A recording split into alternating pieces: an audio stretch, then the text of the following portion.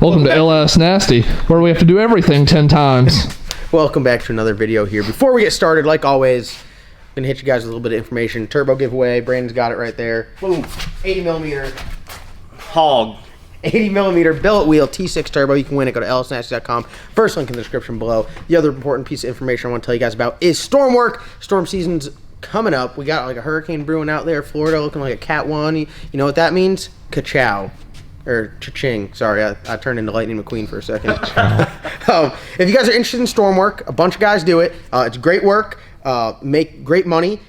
Not really labor intensive. All you have to do is, I'd say, just be accountable and slightly responsible. Have a 3/4 ton truck and send me an email to get some information at lsnastyllc@gmail.com. Make sure the subject line says Stormwork, so I know what you're talking about. Brandon here, he's worked a bunch of storms for me. How is it pay? Pay-wise, great. If you want to buy a race, if you can't win a race car, you can buy one doing storm work. I mean, all right, we ain't got to say no more. Enough of that. All right, today's video, we are talking about the Blizzard, which I feel like is probably one of the most underrated builds on the channel. I feel like y'all need to put some respect on its name, because this thing is about to be a hoss. It's going to basically be a pro mod. Yes. Yes. Since Wes calls everything I own a pro mod, yes. No, everybody calls it a pro mod, not me. Yeah, everybody, sorry. The idea behind this build was kind of have, I wouldn't say like a backup race car, but have something different. We're running 2 seats. We got that 460 cubic inch TCAM performance power plant, which we're going to run a blower, methanol, possibly some nitrous at some point in time. There's the blower. Got a badass Texas Speed intake. Got Mickey 400. What is that? Mark Mickey? Mickey 2-speed 400, yep.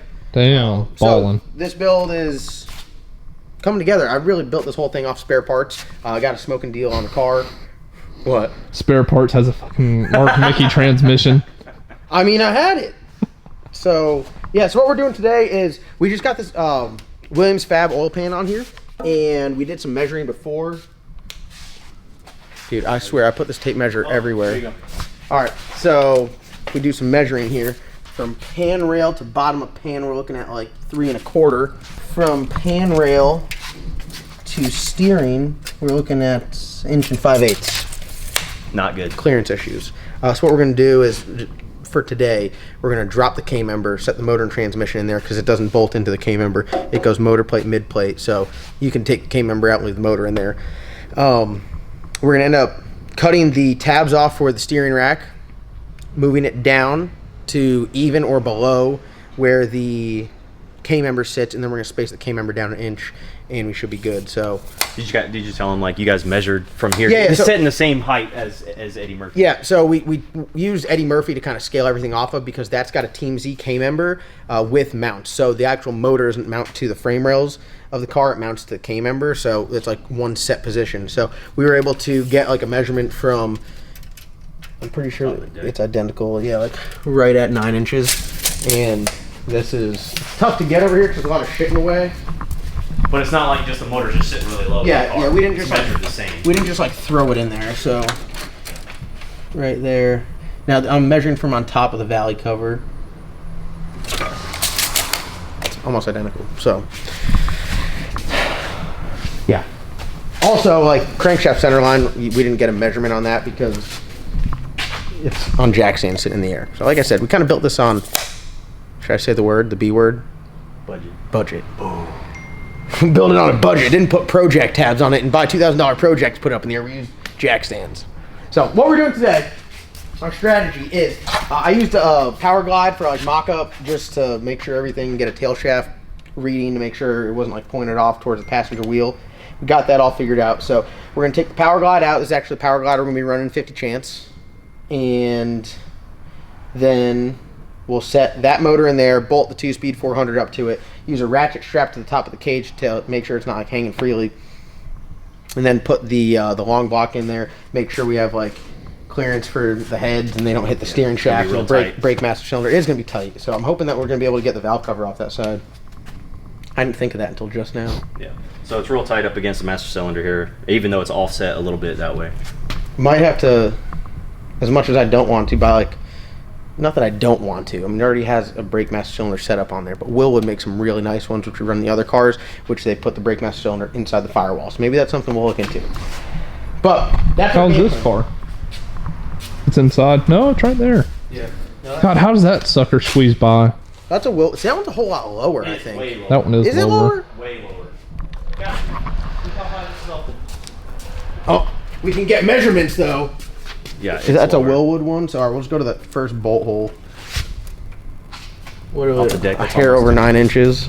Is everything 9 inches? I know. I was literally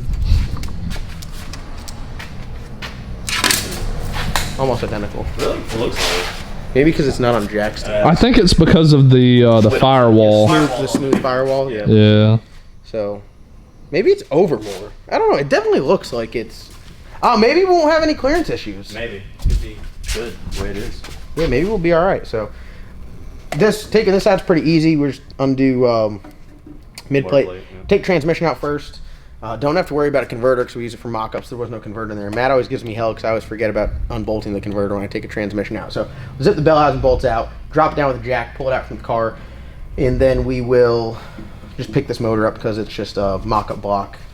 And then we'll get ready to put everything in there. We will trim up the mid plate and motor plate and everything to make it look good. We're gonna drop the K member first before we. No, we'll get everything out and we'll drop the K-member. I think it's 4 or 5 or 6 bolts maybe. 1, 2, 3, 3 on each side, and the K-member drops. Then we'll stick that in there, and once we have everything in there, then we'll know what we have to do with the Spacing. the spacing for the K-member. So, I think we got a good plan here, boys. What do you think, Wes? Send it. Wes is like, I'll just go back to my bolt-on G-body stuff because this is for the birds. Shit on Nothing bolts on. I don't know what you're talking about. Nothing. Like Nothing Brandon and I ever were just bolts talking on. about this. Imagine if every single part you ordered was just bolted right up like no Like, problem. I mean, fit. I will say you do have the car that probably has the most bolt-on mods that you can buy, Yeah. like a Foxbody. Yeah. Oh, I thought I was doing it with an S10. Yeah, S10's pretty close, Yeah, I but can't I even get mean, my steering joint on because my gearbox. I bought 2. I bought another gearbox and it still got the wrong spline Stop. on it. I'm not kidding. what?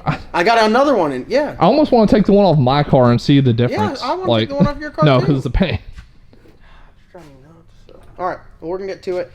We're gonna pause this video, and when you guys see us next, we'll have the K-member dropped, the motor and transmission out. All right, hands in team. Let's go. Productivity on 3. Ready? 1, 2, 3. I can't say it because I'm not gonna do it. No. 6 hours. I can't lie. I can't lie. I'm gonna get on TikTok, but you guys need to follow me on TikTok because I'll be posting shit up there now too. I'm everywhere. I'm sweaty. We'll see you again in 6 hours. Got like a sauced up rack of ribs in here with no airflow. You look like the guy cooking the rack of ribs.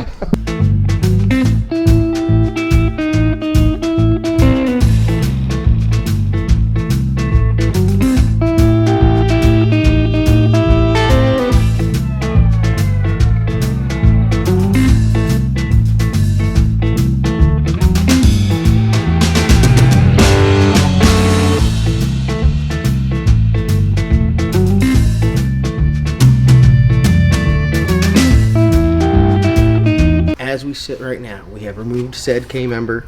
We got Power Glide out. I only got like 1 cut so far. Oh, I put those rags in there. I literally would have just cut my leg open because I drug my leg across those rags. My shorts are ruined. Trying to get the trans in. We've made some cuts on this thing, and I didn't quite get to cleaning them up, so this thing's a full-blown can opener. 2-speed 400 in there. Motor's gonna go in next. Didn't trim up the motor plate or mid plate, so we're gonna have to do that. But one thing I am super stoked about is before I'm running this new era blower drive. So these are like the standoffs for the blower. So they go like that, and then the other one goes on the other side. Before, on a factory block, it didn't have some of these extra bolt holes, so the blower wasn't really like bolting up great. It had a little bit of movement, which everyone knows on a blower deal is like not good. So now with the LSX block, on this side it goes in 3 locations, and this side it goes in 2 locations.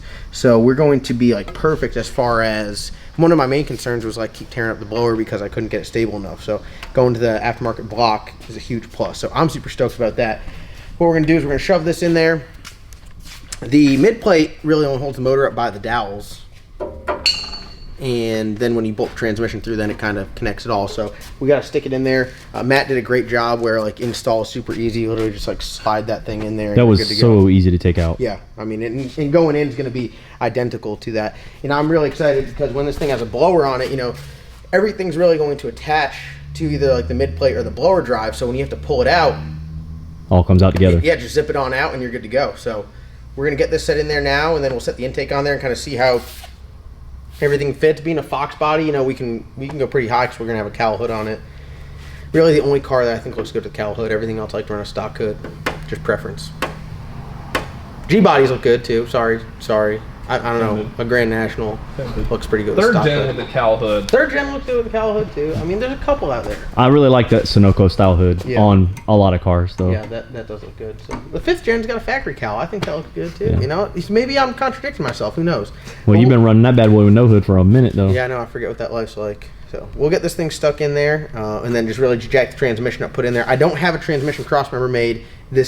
It had a bolt-in transmission crossmember for a Power Glide, so we're going to cut all that out, take it to Bissett Performance, and he'll make me a new transmission crossmember for the 400, which I think will be great. And then we'll be ready to rock. All right, next step, quick little time lapse, shoving this thing back together, and then we can really start messing around with like mocking stuff up, see how, if I can find all the bolts for the blower drive, bolt all that stuff on there, and see how she looks. Ready, break.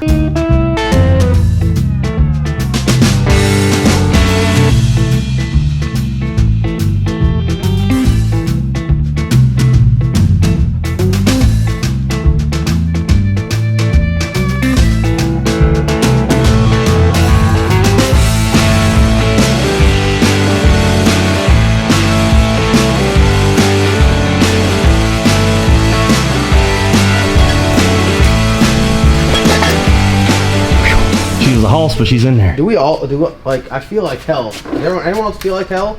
What's that? 13. Listen.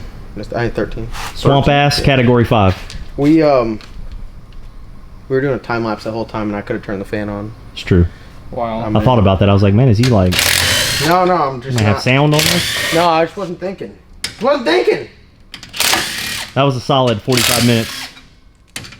No fan. It took a little bit longer than expected to get it in there.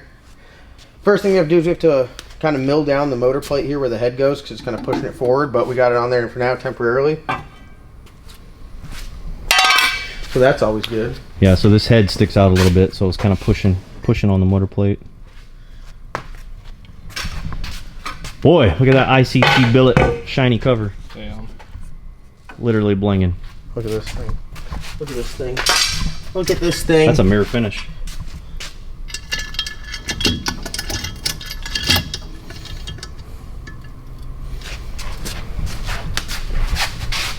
Dude, that's gonna be a pretty rowdy setup.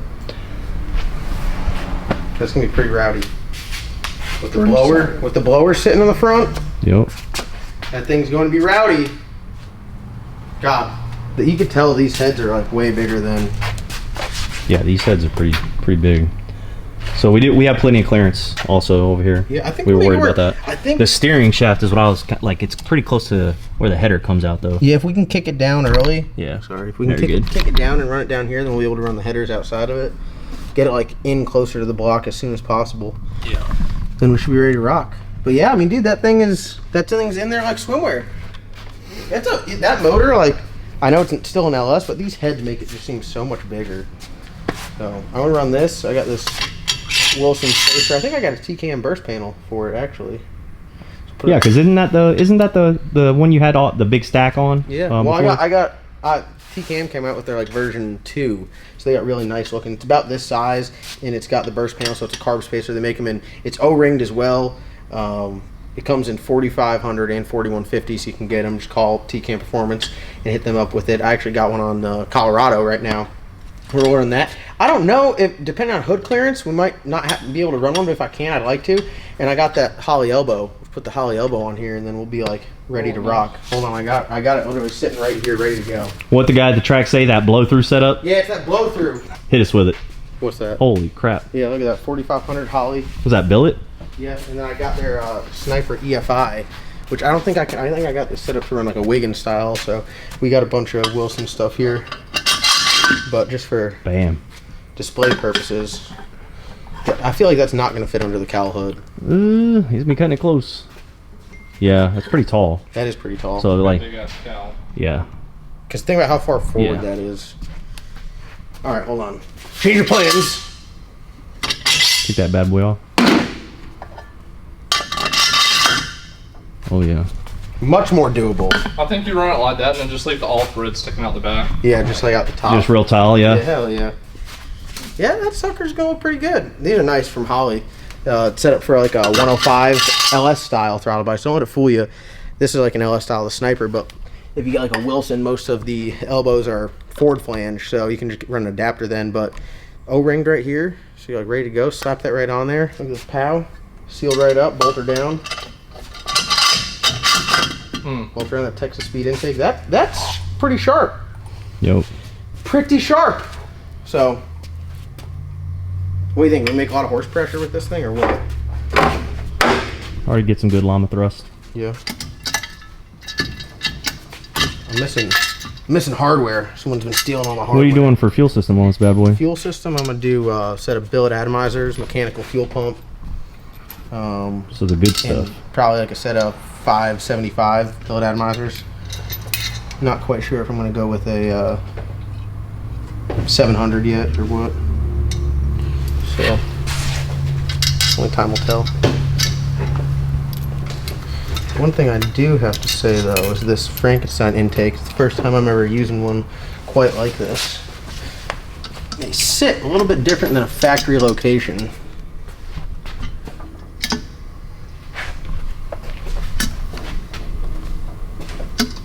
I think it'll work fine.